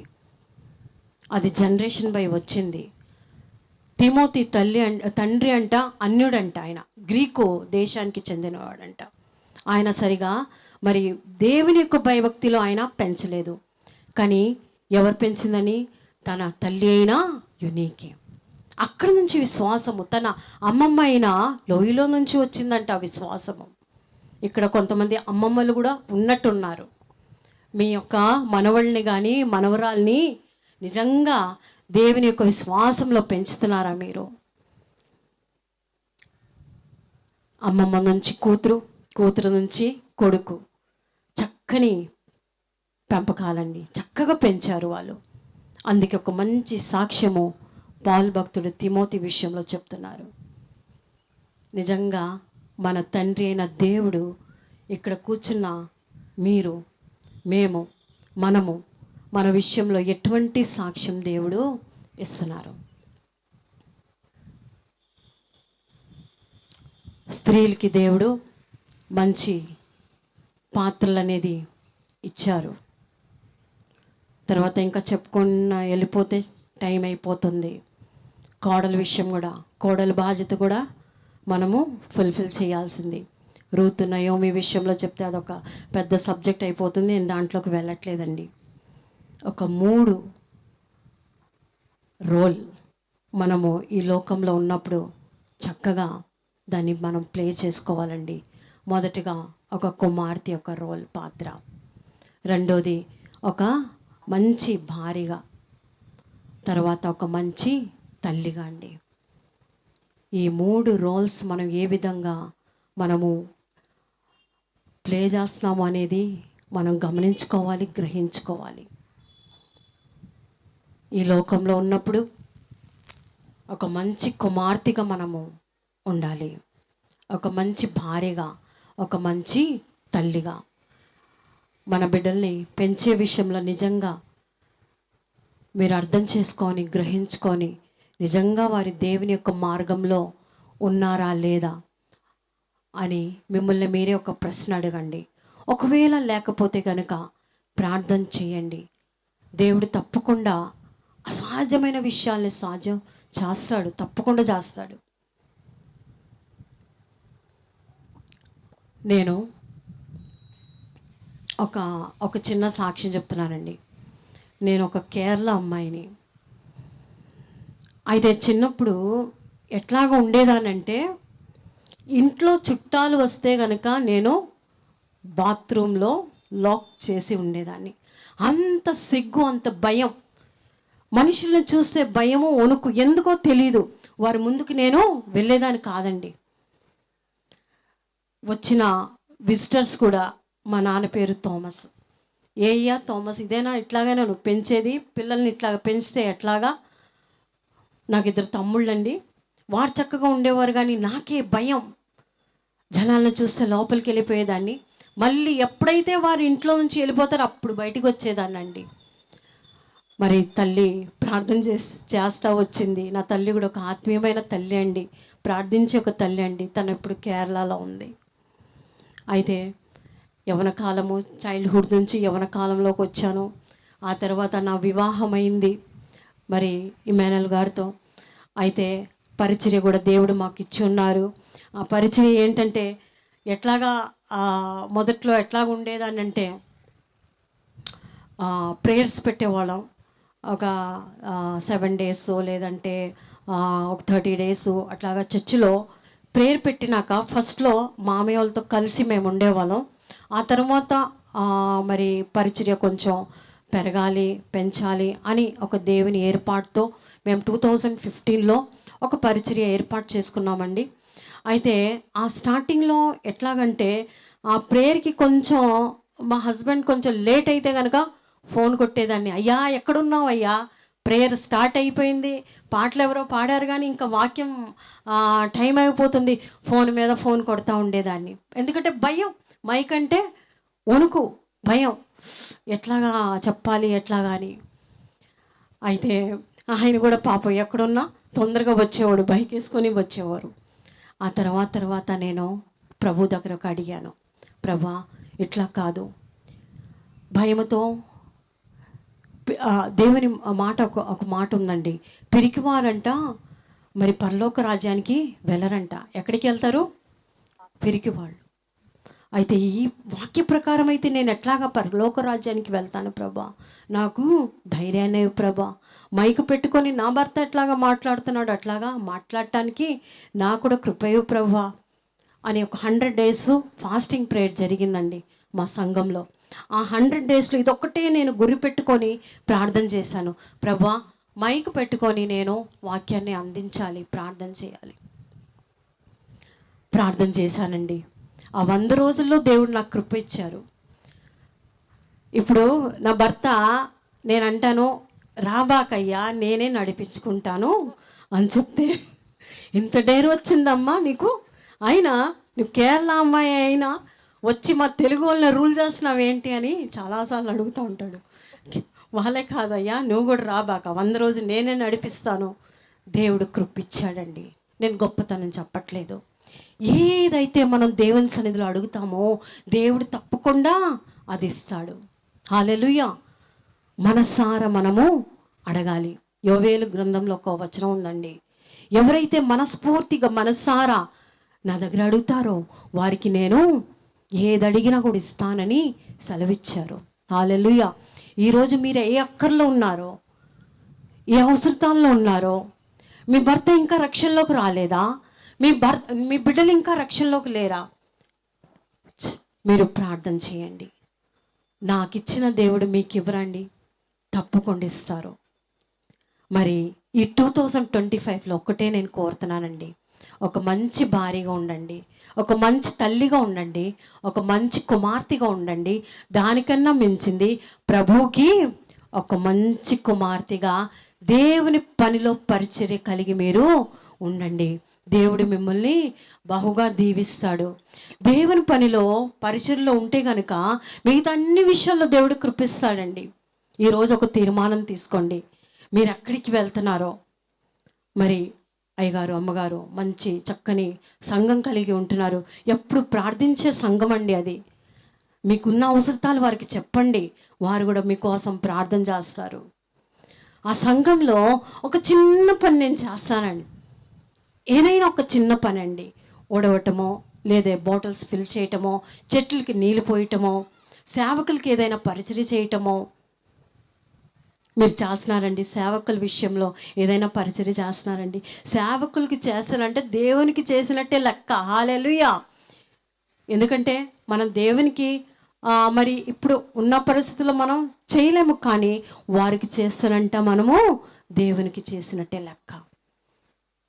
ఈ సంవత్సరం 2025లో మీరు ఫలించాలి, మీరు వర్ధిల్లాలి అంటే మీ యొక్క ఆత్మీయ రూట్స్, వేర్లు బాగా లోపలికి వెళ్ళాలి. ఆత్మీయ జీవితంలో అది వెళ్ళాలంటే ఎట్లాగా? కేవలము ప్రార్థన ద్వారా. హల్లెలూయా. యెరెమయా గ్రంథము 17వ అధ్యాయంలో ఒక మాట ఉందండి. ఎప్పుడైతే మనం ప్రభు వైపు చూస్తామో, మనకు వచ్చిన కష్టంలో, క్లిష్టమైన పరిస్థితుల్లో ప్రభు వైపు ఎవరైతే డిపెండ్ అవుతారో, ఎవరైతే ఆయన వైపు చూస్తారో, వారి యొక్క ఫలము, వారి యొక్క జీవితం ఎట్లాగ ఉంటాయంటే కాలువ వల్ల ఉన్న చెట్టు వల్లే ఎల్లకాలంలో ఫలమిచ్చే చెట్టుగా ఉంటుందంట. హల్లెలూయా. అది గాలి వచ్చినా, తుఫాను వచ్చినా, ఎండ వచ్చినా కూడా ఎండిపోదంట, ఎప్పుడు ఫలమిస్తానే ఉంటుందంట. అయితే వేరు లోపలికి వెళ్ళిపోయిందండి. ఎందుకంటే కాలువ పక్కన కదా, నీళ్ళు పోయాల్సిన అవసరం లేదు, ఎప్పుడు ఆ వేరుకి నీరు ఉంటుంది. అందుకే అది ఫలిస్తుంది. అదే కాకుండా అనేక మందికి ఫలాన్ని ఇస్తుంది. హల్లెలూయా. అనేక మంది, ఇప్పుడు ఎండ ఉంది కదండి, ఎండలో నడుస్తూ వెళ్తే ఒక చెట్టు కనపడితే కొంచెం సేపుకు 5 నిమిషాలు నుంచొని మనం వెళ్ళాలని ఆశపడుతున్నాము. అట్లాగే ఆ చెట్టు అనేక మందికి విశ్రాంతి ఇచ్చే చెట్టుగా ఉందండి. మీరు ఇంటికి వెళ్ళి చదవండి యెరెమయా గ్రంథము 17వ అధ్యాయము. మనుషుల వైపు ఎవరైతే చూస్తారో వారి జీవితం ఎట్లాగే ఉందంటే, మరి చెట్టు అయితే పెరుగుతుంది కానీ ఏ ఫలం ఉండదండి, ఏ ఫలము ఉండవు. ఒక్కొక్కసారి మన జీవితము, మనకు వచ్చిన క్లిష్టమైన పరిస్థితుల్లో మనము మనుషుల వైపు చూస్తూ ఉంటాము. డాక్టర్స్ దగ్గర వెళ్తే నాకు ఏదో బాగు చేస్తారు అనుకుంటాము, లాయర్స్ దగ్గర నాకు కేసు సెటిల్ చేస్తారేమో అనుకుంటాము, పోలీసుల దగ్గర వెళ్తే వారేదో కేసు సెటిల్ చేస్తారేమో అనుకుంటాము. కాదండి, మనుషుల వైపు చూస్తే కనుక మన జీవితం ఎట్లాగైపోద్దంటే ఫలం లేని చెట్టలాగా ఉంటుంది. అదే మీరు ప్రభు వైపు చూడండి, సేవకుల వైపు చూడండి, ప్రార్థన చేసుకోండి, వాక్యాన్ని అధికంగా చదవండి. చదివితే కనుక మన జీవితం ఎట్లాగా మారిద్దంటే ఎల్లకాలం ఫలం ఇచ్చే చెట్టు వల్లే దేవుడు మనల్ని దీవిస్తాడు. అంటే మనం దీవించబట్టమే కాదు, ఇతరులకు కూడా మనము ఆశీర్వాదకరంగా ఉండాలి. ఈ 2025లో అటువంటి ఒక తీర్మానం మీరు తీసుకోండి. నేను నా కుటుంబానికి కాదు, నా సంఘంకి, నా సమాజానికి, నా ఇరుగు పొరుగు, మా పేటలో ఉన్న వారి కోసం కూడా నేను ఒక ఆశీర్వాదకరంగా నేను ఉండాలి. మొదటగా మన కుటుంబాన్ని కట్టుకోవటానికి దేవుని దగ్గర కృప అడగండి. మన బిడ్డల్ని దేవుని వైపు పెంచడానికి కృప అడగండి.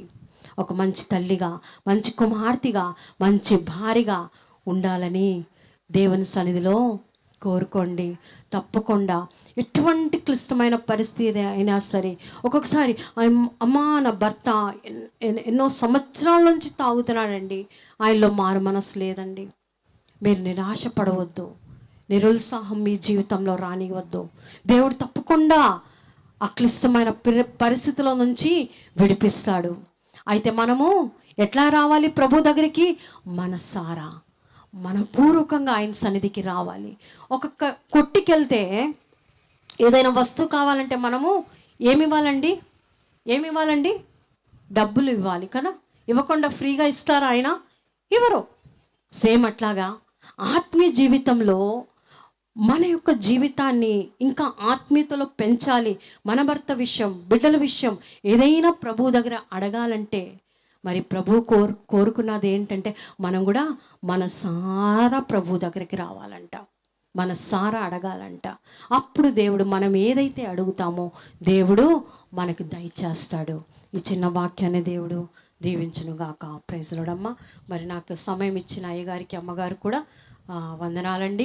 దయచేసి మరి సంవత్సరం 2025లో మీరు ఒక మంచి తల్లిగా, ఒక మంచి భార్యగా, ఒక మంచి కుమార్తెగా, ఒక మంచి ఆత్మీయ కుమార్తెగా మీరు ఉండాలని నేను కోరుకుంటున్నాను. Thank you. Thank you so much Anita. చూడండి కేరళ అమ్మాయి వచ్చి మనల్ని ఎంత రూల్ చేసి మాట్లాడుతుందో. ఉమ్, మనం ఇంకా బాగా కూర్చోని ఇక్కడ కూర్చో. సరే ప్రియదేవుని బిడ్డలారా, వాక్యం బాగా అర్థమైందని అనుకుంటున్నాను. అయితే నాకు ఇంకా టైం ఉంది, అయిపోలేదు. మరి మీకు ఓపిక అయిపోయిందా? అయిపోకూడదు. ఎందుకంటే సంవత్సరానికి 5 రోజులు, సంవత్సరం అంతా రెస్ట్ తీసుకొని 5 రోజులకి సిద్ధపడాలి ఈ సంవత్సరం నుంచి మీరు రోజంతా ఇక్కడ ఉండడానికి. అయితే ఈ యొక్క మెసేజ్ మొత్తం నేను ప్రిపేర్ అయింది మొత్తం మరి మేము మాట్లాడుకోలేదు, ఎలా చెప్పింది అని నాకు షాకింగ్గా ఉంది. నేను నిన్న స్త్రీ గురించి చెప్పా. స్త్రీ చాలా పురుషుని కొరకు ఏర్పాటు చేయబడింది, స్త్రీకి సహకారిగా ఉండాలి స్త్రీ అని స్టార్ట్ చేసి హెడ్లైన్స్ అనమాట వేసి వదిలేసాను. ఈరోజు నేను ఇదంతా చెప్పాలి. అయితే నేను స్త్రీ గురించి అలా చెప్పి, మరి స్త్రీ ఒక మంచి కుమార్తెగా, ఒక మంచి భార్యగా, మరి మంచి యవ్వనస్తురాలిగా, బాల్యంలో ఇశ్రాయేలు చిన్నదిలాగా భక్తిని తెలుసుకొని ఉండాలని నేను చెప్పాలని ప్రిపేర్ అయితే ఉదయం పాస్టర్ గారు చెప్పారు. అరే ఏంటి నా మెసేజ్ వెళ్ళిపోయింది ఒకటి అనుకున్నాను. తర్వాత యవ్వనములో, కన్యత్వంలో, భార్యగా, తల్లిగా, అమ్మమ్మగా, నానమ్మగా, విధవరాలిగా, వృద్ధురాలిగా, అదిగోండి ఇంకా 4 టాపిక్స్ వదిలేసింది నా కోసం. కాబట్టి ఇవన్నీ నేను ప్రిపేర్ అయ్యాను, ఎంతో ఆశ్చర్యపోయాను. ఓ ప్రభువా, మేము 7 సంవత్సరాల ప్రార్థన ఒకే ఆత్మ నుంచి మా మధ్య ఎంత చక్కగా నడిపిస్తున్నావు నాయన. నేను ఇదే మెసేజ్ ఈరోజు చెప్పాలనుకున్నాను. నేను స్త్రీ గురించి చెప్పి, ఈ తర్వాత బాల్యంలో ఇశ్రాయేలు చిన్నది ఎలా అంత భక్తిగా ఉండగలిగింది. మన చిన్న పిల్లలకు సండే స్కూల్లోనే మంచి పునాది. మీ అందరి పిల్లలు సండే స్కూల్కి వెళ్తున్నారా? సండే స్కూల్ చాలా స్ట్రాంగ్. అక్కడే మన బిడ్డలకి మంచి మొక్క విత్తనం నాటబడేది. భక్తి అనే బీజం, భక్తి అనేటటువంటిది అక్కడ స్టార్ట్ అవుతుంది. మేమందరం సండే స్కూల్లో నుంచి అలా step by step, Sunday school తర్వాత వెంటనే ఈవినింగ్ యూత్ మీటింగ్ ఉంటుంది. యూత్కి యవ్వన దశలోకి వెళ్తున్న బిడ్డల కోసం వెంటనే భక్తి మార్గం అలా ఉంటుంది. సండే స్కూల్ నుంచి యూత్ మీటింగ్, ఏం పని లేక రోజంతా సాయంత్రానికి మళ్ళీ యూత్ మీటింగ్ పెట్టేది. ఎందుకు? యవ్వన బిడ్డలు వారి యవ్వన కాలంలో ఒక యోసేపు లాగా, ఒక రిబ్కా లాగా కష్టపడి పని చేయడం, ఈ కష్టాలు పడడం అనేవి నేర్పించడం, కన్యత్వంలో యెఫ్తా కుమార్తెలాగా పరిశుద్ధంగా ఉండటం, భార్య ఒక మంచి సహకారిగా, సహనంగా. ఈ భార్య చాలా బాధలు పడుతున్న భార్యలు ఈ రోజుల్లో, భార్యల ద్వారా భర్తలు బాధపడుతున్నారు. మరి భర్తల ద్వారా ఏంటి రివర్స్లో చెప్పాను అనుకుంటున్నారా? పాతకాలంలో భార్యల ద్వారా భర్తలు బాధపడుతున్నారు, ఈ కాలంలో భార్యల ద్వారా భర్తలు బాధపడుతున్నారు. ఇది యథార్థం, ఇది నిజం. మా టైం కాదు, మేమందరం చాలా మంచి వాళ్ళం. నెక్స్ట్ జనరేషన్ లేరు, ఈ నెక్స్ట్ జనరేషన్ లేరు. మా వరకే, మాదే ఎండ్. కావాలంటే గూగుల్లో కొట్టి చూడండి, అనిత, వీళ్ళ చారిటీ, వీళ్ళే మంచి కోడళ్ళు, లేకపోతే ఇంతవరకే అని ఉంటుంది. కాబట్టి దేవుని బిడ్డలారా, ఇప్పుడు కాలం ఏంటమ్మా? భర్తలు భార్యలతో బాధపడే కాలం వచ్చింది. ఏంది రివెంజ్ టైం అనుకుంటున్నారా?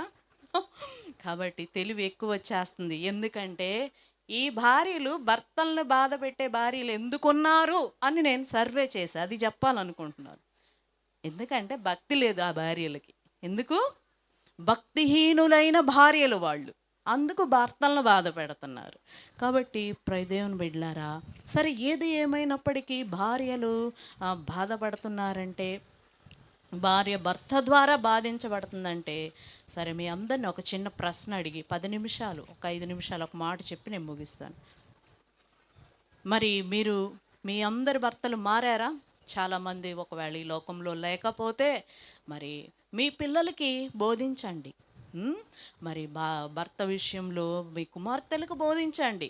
మీ విధవరాళ్ళుగా ఉన్న వాళ్ళు ఏం చేస్తారంటే, అమ్మా నేను చాలా తప్పులు చేశానమ్మా మీ నాన్న విషయంలో, నువ్వు నీ భర్త విషయాలు ఇలాంటి తప్పులు చేయమా కానీ మంచి విషయాలు బోధించి మీరు పంపిస్తే అప్పుడు ఏమవుతుందంటే చక్కగా వాళ్ళు మంచిగా కుటుంబాన్ని కట్టుకోవడాలి. భర్తలు ఉన్న వాళ్ళైతే ఇప్పటికైనా సరిగా మార్చుకోవాలి. మరి మీ భర్తల కోసం ఏం మాటలు మీరు ప్రార్థనలు చేస్తారు చెప్పండి? సహజంగా క్యాజువల్గా ప్రతి ఒక్కళ్ళు ఏం ప్రార్థన చేస్తారు భర్త కోసం? యేసయ్యా నా భర్తను మార్చు, అస్సలు మంచోడు కాదు, చాలా సంవత్సరాలు అవుతుంది, అర్జెంటుగా నా భర్తను మార్చాలి నువ్వు.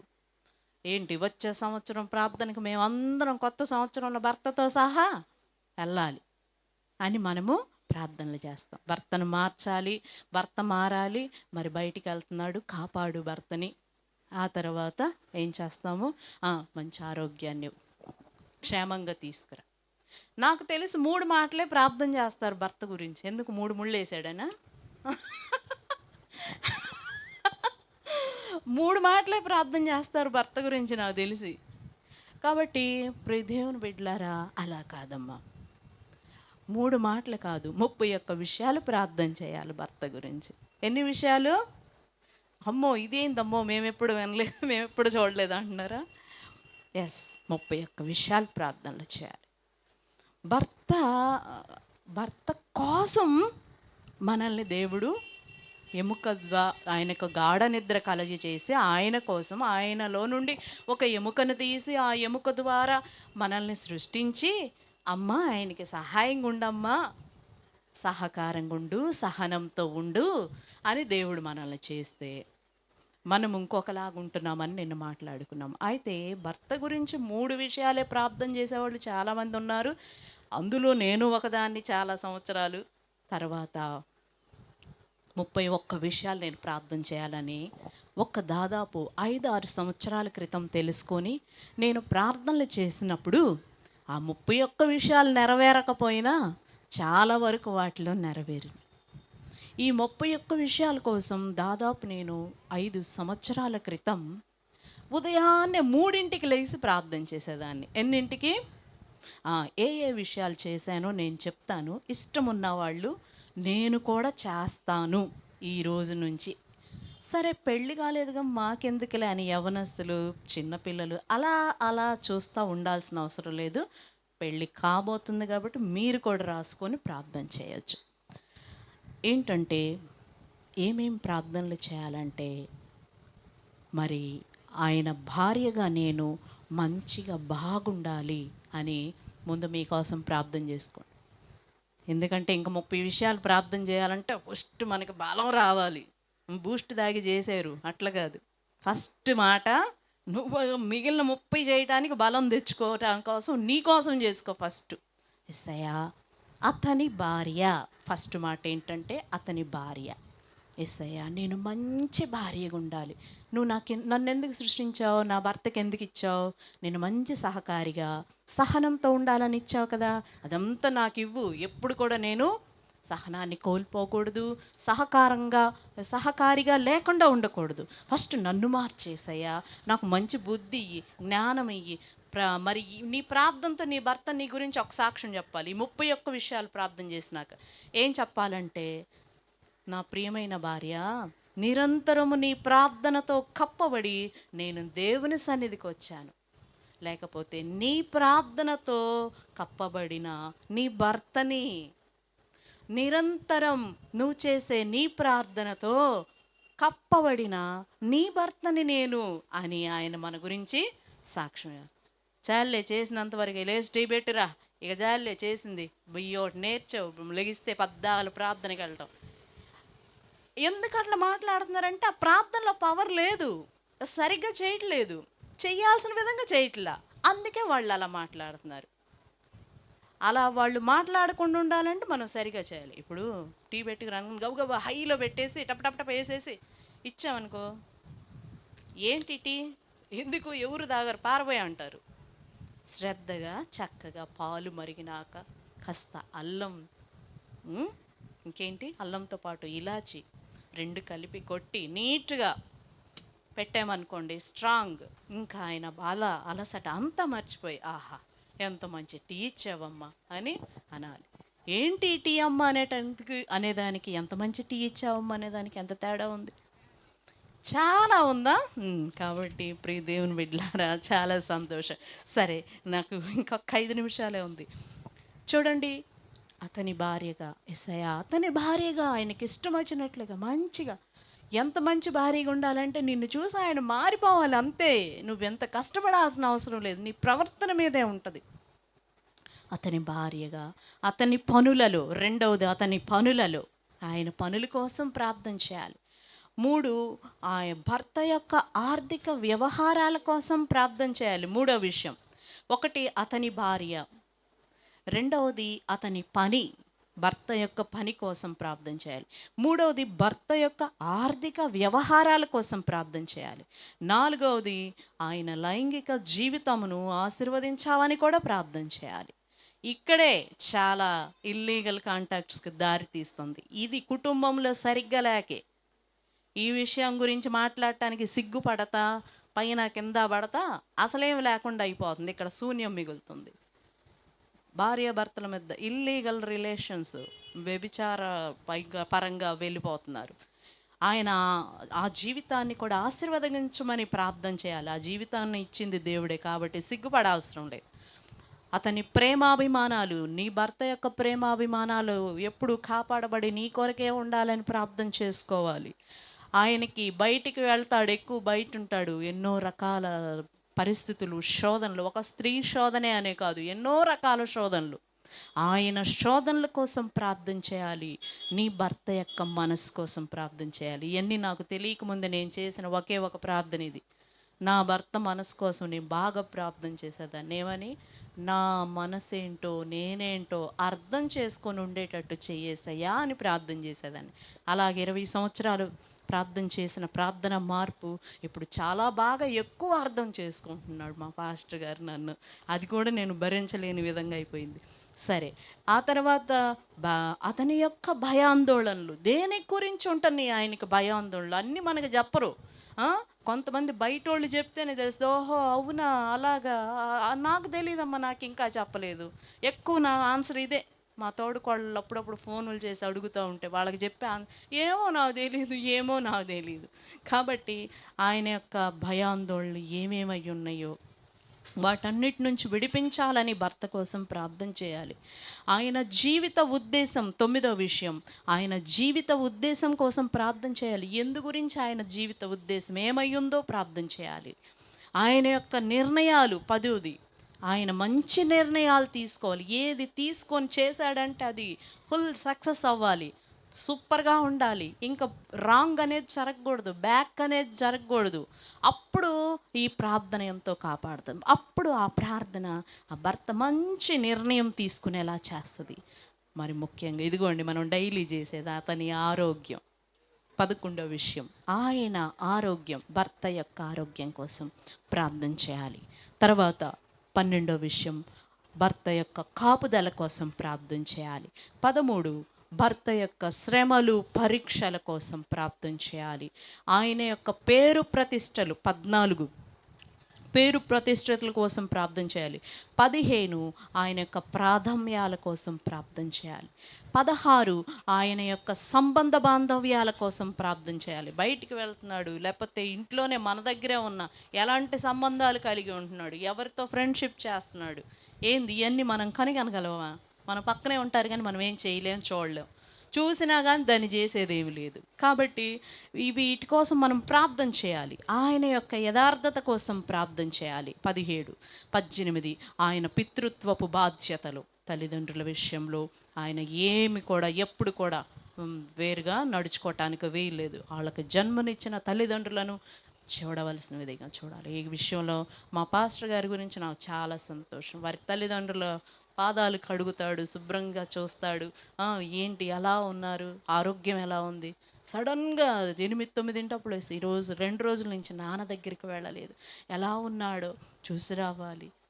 అట్లా ఎప్పుడు కూడా తల్లిదండ్రుల గురించిన ఒక మంచి ఆలోచన, వాళ్ళ కొరకు నేను ఏం చేయగలను, వాళ్ళ నిజమైన అవసరత ఏంటి అని ఆలోచించి చేస్తూ ఉంటారు.